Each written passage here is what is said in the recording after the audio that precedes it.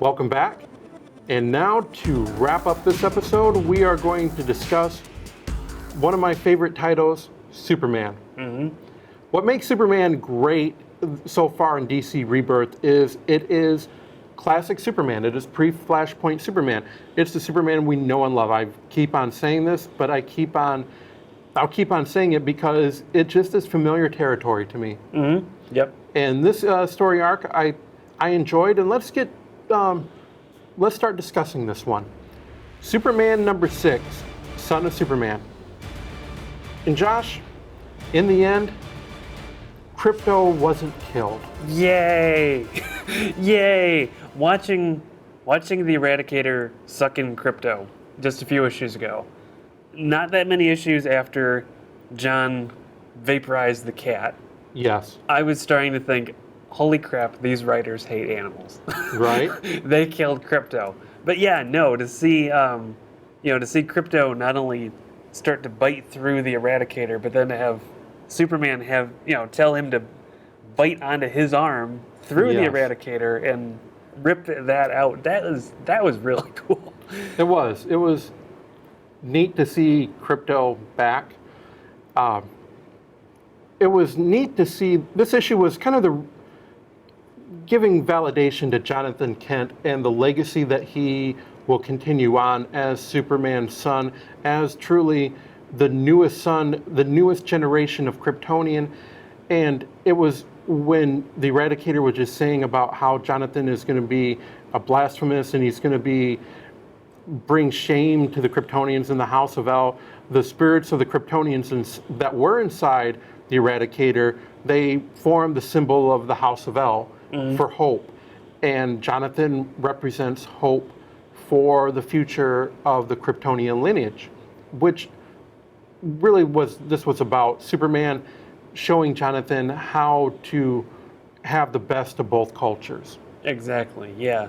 Yeah, and sort of the Eradicator represented the worst of Kryptonian culture. Yes. That xenophobic, I compared it to Zod in Man of Steel. Yes. I mean, his characterization in there where it's Kryptonians are better than everyone. Right. We have to eliminate everyone. We have to, perpetuate our lineage, not anyone else's. And really, I mean, Krypton's living on through John. Yes. Maybe eventually there won't be Kryptonians who might not, have adverse effects to kryptonite. Who knows? I mean, it's not like they're perfect.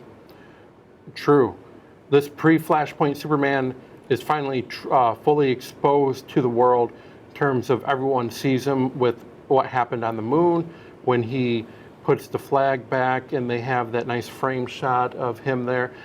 Bibbo is endorsing him.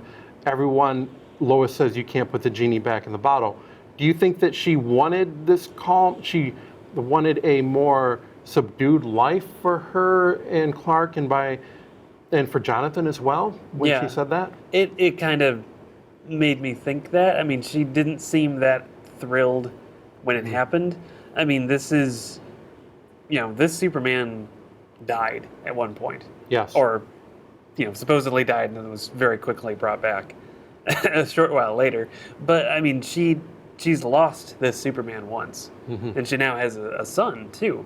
And I think there was probably an appeal to living on a quiet little farm in the middle of nowhere, not having to worry about her husband going out to save the world every 5 minutes. Yep. And about, the possibility of her son being pulled into that life, too.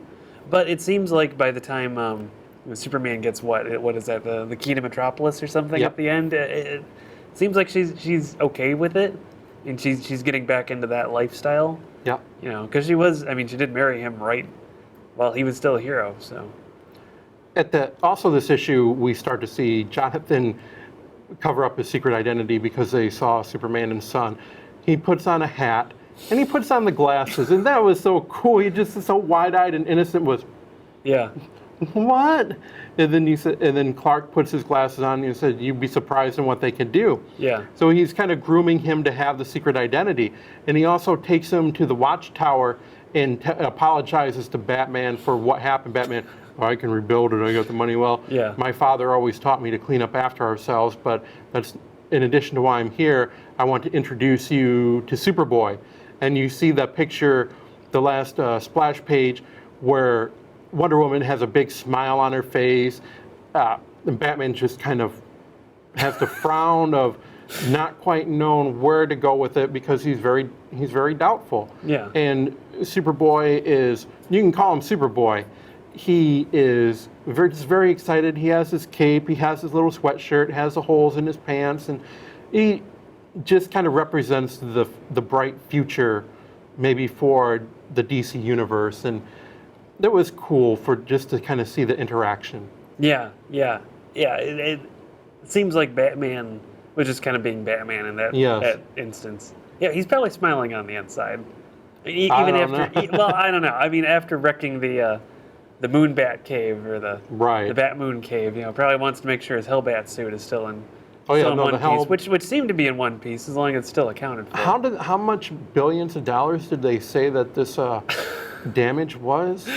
I don't know, but you would think Wayne Enterprises, someone would see that amount of money disappear at some point and start to say, okay, where is this going? Is this right? Is someone hypothetically building a giant base on the moon with all this? Yeah, $10 billion estimated damage and repairs. That's less than I figured it would be.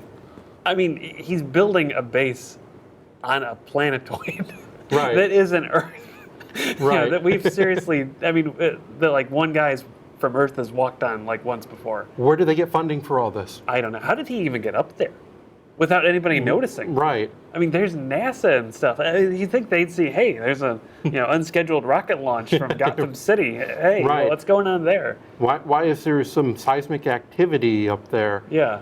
How would you even hide a launch site? Right. In Gotham City? I mean, I suppose he does have the watchtower. He could launch from there, but you'd think someone... He still has to get the supplies from A to B to C. And someone in the Justice League would say, hey, where's Batman going? I mean, I could just see Flash looking out one of the windows saying, man, where does he go at 3 a.m. every day? Exactly. Where the story arc reaffirms the greatness of Superman, reaffirms the lineage that he will continue. Jonathan Kent, where does he go from here? Where does the story... the adventures of Jonathan Kent obviously are just beginning, as we're going to see this character grow and just become more of a mainstay in the DC universe. But in the immediate future, where do you see Jonathan Kent? Where do you see him going? It'll be interesting to see if Clark really intends for him to go out and, kind of help him along right now. Mm-hmm. I don't think he's ready for superheroics. I mean, that Clark feels he's ready for that sort of stuff. Maybe on occasion.